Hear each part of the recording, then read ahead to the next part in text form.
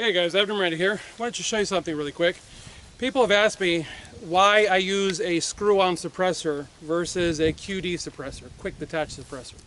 A quick detach suppressor has about this much of the can. That is, about that much of the can that is consumed by the mount on the end of your gun, the quick detach mount.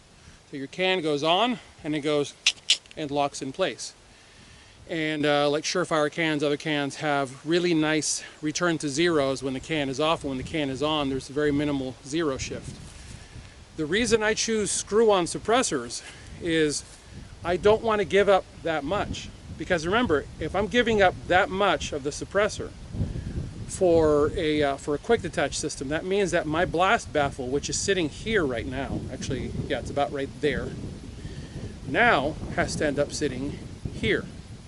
Which means my suppressor now has to be, my suppressor ends up about that long, because I have to contend with the fact that I've given up this much of the can for the mounting system. Whereas I chose to go with this, I think it's the SOCOM.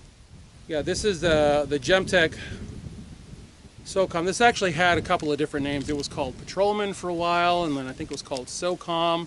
It's essentially the Inconel and stainless copy of the Gemtech Trek T, which is made of titanium and Inconel, which I also have one of those, and love that can. But these cans are very quiet, as you can tell.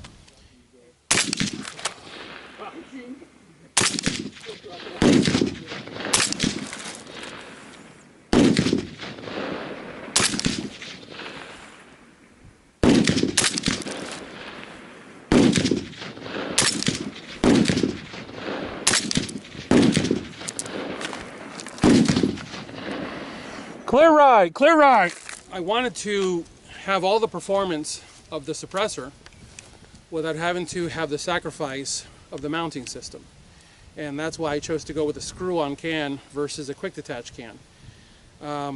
My mandate as a private citizen, as a defender of my country and as a defender of my home, means that I'm most likely not going to be getting into a fight that is a protracted fight. And even if I do, I've run this gun, I've abused this gun, frankly. No matter how fast you think you are on that trigger, you're not going to beat the cyclic rate of a machine gun.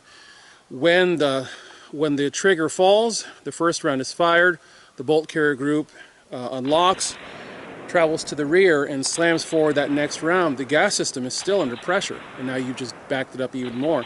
So the rifle does tend to unlock faster, and there's a very explosive sound coming out of that chamber. So that's why we're wearing hearing protection.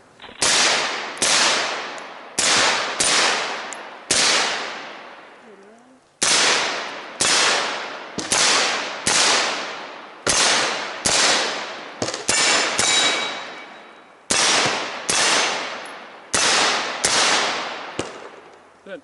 Have you noticed, go ahead and put your safety on. Have you noticed how every time that you pull the trigger, did you run out of ammo? Yes. Oh, okay. Have you noticed how every time you pull the trigger, for the first time we can actually hear the bullet hitting? Have you noticed that? And center up and basically go, grah, grah. And you're going to feel the weapon go 1, 2, 3, 4, 5. Okay? Grah, grah.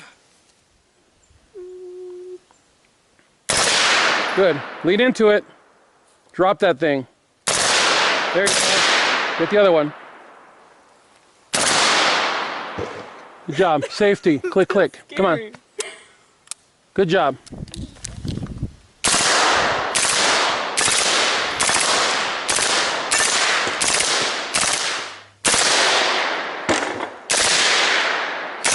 Square up.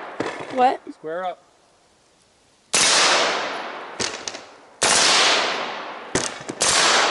So it's not pushing you around.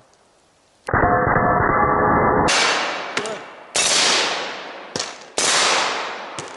In fact, these cans, the Trek T and the SOCOMs, were actually put through the SOCOM trials years ago, and these cans actually came out on top because they were being put on full auto, and they were just mag dumping these cans. So I know that the cans can take it, and so can the guns, because I build these guns. So that's the quick and dirty answer for those of you that have been asking. I like cans that are small and short and light. and I don't want to sacrifice anything if I can avoid it. And with all honesty, I get the best of both worlds in these cans. The performance is great, the weight is low, and it gives me something solid to work with. So that's what I got for you guys today. As always, I thank you guys for watching. God bless you all. Get those guns out in practice. Have a good one.